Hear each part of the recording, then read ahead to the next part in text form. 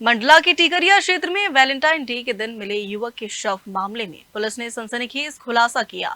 2 दिन पहले लहूलुहान हालत में मिले युवक की हत्या का आरोप उसकी पत्नी और उसके कथित प्रेमी पर लगा है।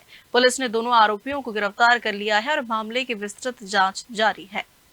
दरअसल मृतक सुमित जबलपुर का निवासी बताया जा रहा है, जो अपनी पत्नी जमुना के साथ टिकरिया क्षेत्र में रिश्तेदारों के यहाँ आया हुआ था।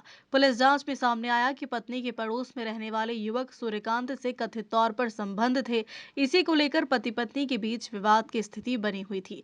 घटना वाले दिन दंपति मंडला की ओर आ रहे थे। इसी दौरान मधुबन ढाबा के पास आरोप है कि युवक की बाइक रोकी गई। प्रारंभिक जानकारी के अनुसार वहां कहासुनी और हाथापाई हुई, जिसके बाद युवक पर हमला किया गया। गंभीर चोटों के चलते उसकी मौके पर ही मौत हो गई। शुरुआत में पुलिस हत्या और दुर्घटना दोनों एंगल पर जांच कर रही थी, लेकिन जब मृतक के परिजनों से पूछताछ की गई तो पत्नी पर संदेह गहरा गया और सख्ती से पूछताछ में कथित तौर पर साजिश का खुलासा हुआ।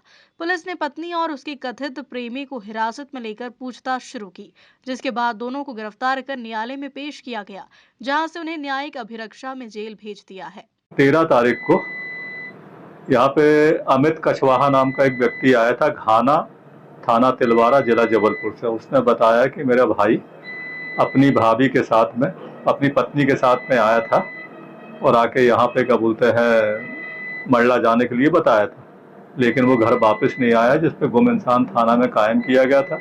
14 तारीख को सुबह पता चला कि वहाँ से कुड़ा मेली के आगे कहीं से कुछ बदबू आ रही, कोई लाश पड़ी हुई है। जो हम लोग ने मौके पे जाके देखा तो पता चला कि वहाँ पे अमित का भाई सुमित काछी मृत हालत में पड़ा हुआ है। जब उनके वारसानों को बुलाया गया तब पता चला कि इनके मृतक और उसकी पत्नी के बीच में विवाद चल रहा था।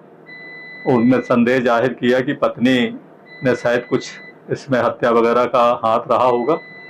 जब जाके उसकी पत्नी जमुना उर्फ कविता की तलाश किए, वो मिली, उससे पूछताछ की गई।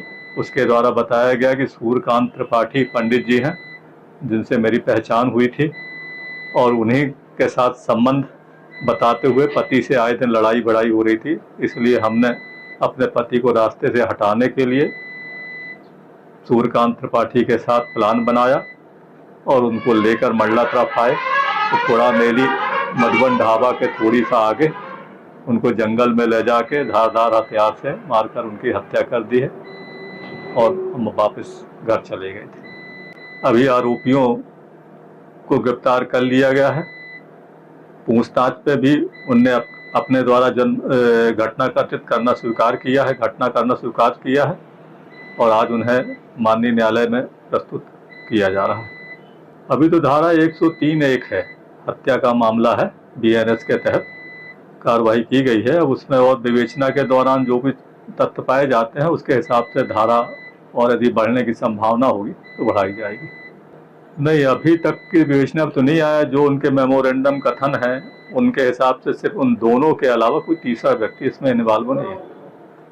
हाँ, वो इनके निशादेही पे आरोपी सूर्यकांत त्रिपाठी की निशादेही पे घटना स्थल से लगभग 100 मीटर की दूरी पर वहाँ पत्तों के पास उसने एक कपड़े में छिपा के रख के फेंक कर चले गए थे। कल दिनांक को ये सब कार्रवाई होकर उनको जब्त किया गया है।